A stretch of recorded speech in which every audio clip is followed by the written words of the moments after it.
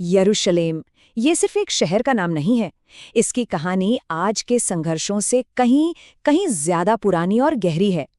सोचिए, ये एक ऐसी ऐतिहासिक किताब है जिसकी हर परत में हजारों साल दफन हैं। तो आज चलिए इसी किताब को हम परत दर परत खोलने की कोशिश करते हैं। तो एक सवाल मन में आता है ना? आखिर कोई शहर इतना पवित्र बन कैसे जाता है? क्या है जो उसे इतना खास बनाता है? और यरूशलेम के मामले में जवाब किसी एक घटना में नहीं, बल्कि हजारों सालों में परत दर परत तैयार हुआ है।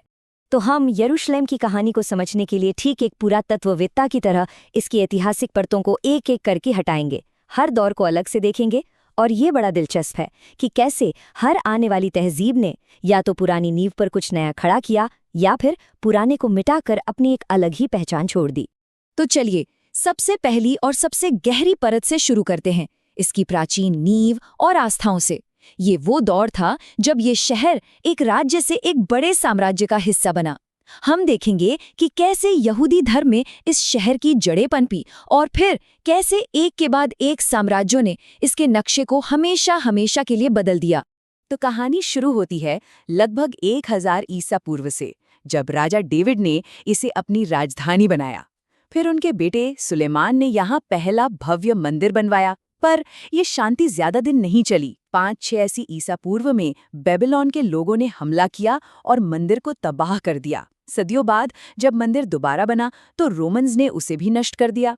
और फिर देखिए, 4वीं शताब्दी आते आते यही शहर एक बड़ा ईसाई केंद्र बन गया। मतलब एक ही जगह पर पहचानें कितनी बदल गई। और बीजांटिन ईसाई शासन के तहत तो एक बहुत ही चौंकाने वाला नियम था।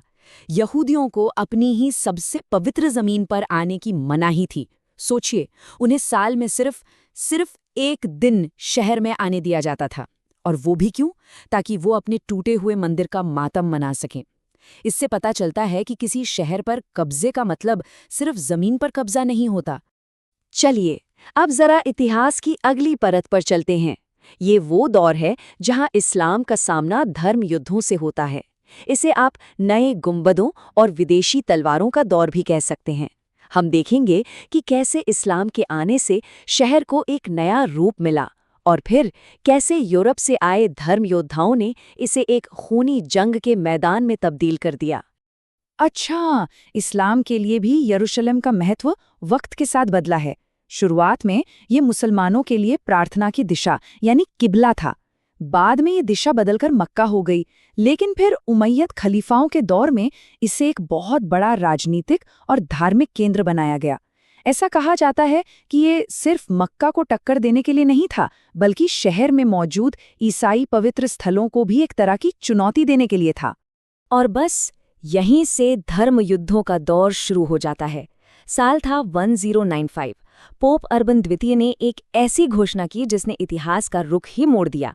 उन्होंने यरूशलेम को आज़ाद कराने के लिए एक धर्म युद्ध का ऐलान कर दिया और यहीं से यूरोप के इतिहास के सबसे बड़े फौजी अभियानों में से एक की शुरुआत होती है।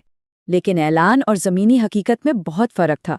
उस वक्त के एक चश्मदीद ने जो लिखा वो दिल दहला देता है। वो लिखते हैं, नंगी तलवारें लिए हमारे लोग पूरे शहर में दौड़ पड़े।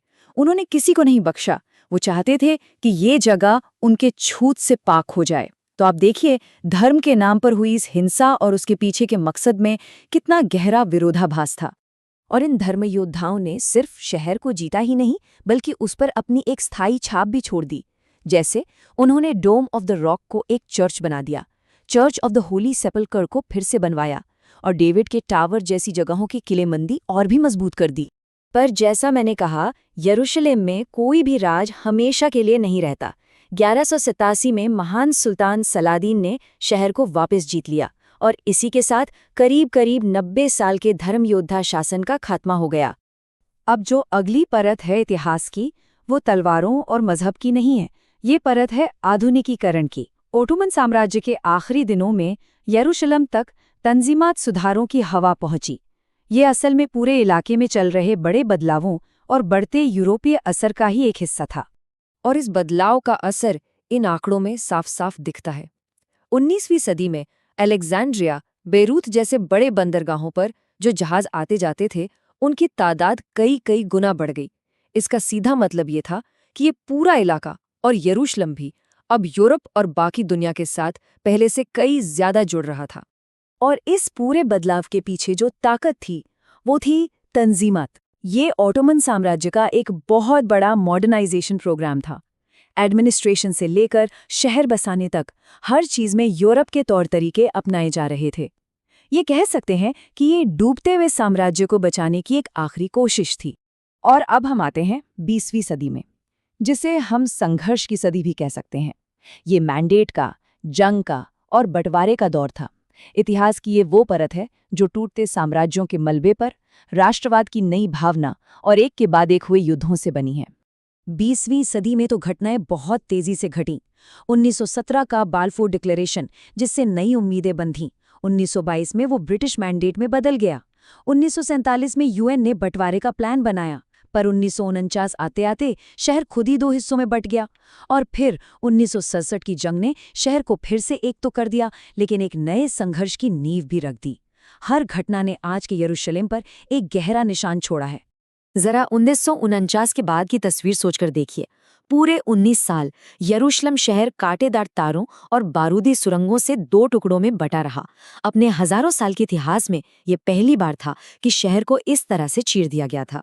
और फिर आया साल 1980, जब इजरायली संसद ने एक बेसिक लॉ पास किया। ये एक तरह से पूरी दुनिया के लिए एक ऐलान था कि यरूशलेम पूरा और एक इजराइल की राजधानी है। ये शहर के आज के सियासी इतिहास में एक बहुत बड़ा निर्णायक मोड़ था। तो आखिर में हम इतिहास की इन सारी परतों को एक साथ रखकर देखते हैं, क्योंकि यरूशलेम की सबसे खास बात यही है कि यहाँ गुजरा हुआ कल सिर्फ किताबों में नहीं मिलता, वो आज की हकीकत में भी धड़कता है। तो कुल मिलाकर कहानी यहाँ आकर रुकती है। यहूदियों के लिए ये राजा डेविड की राजधानी है, उनके सबसे पवित्र मंदिर की जमीन। ईसाइयों के लिए ये वो जगह है जहाँ ईसा मसीह ने अपनी जिंदगी के आखिरी पल गुजारे। और मुसलमानों के लिए ये पैगंबर मोहम्मद की आसमानी यात्रा का मुकाम है। मतलब 3 बड़े धर्म, एक ही जमीन, और तीनों के दावे उतने ही गहरे और उतने ही ऐतिहासिक। और जब हम इन सभी परतों को एक साथ देखते हैं तो एक बड़ी दिलचस्प बात सामने आती है। यरूशलेम का महत्व अक्सर बाहरी दबावों की वजह से और भी ज्यादा बढ़ गया।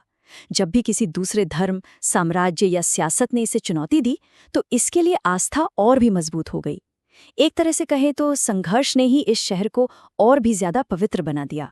तो आखिरी सवाल यही बचता है, एक ऐसा शहर जहां इतिहास की इतनी सारी परतें एक दूसरे से टकराती हैं, एक दूसरे में उलझी हुई हैं, उसका भविष्य क्या होगा?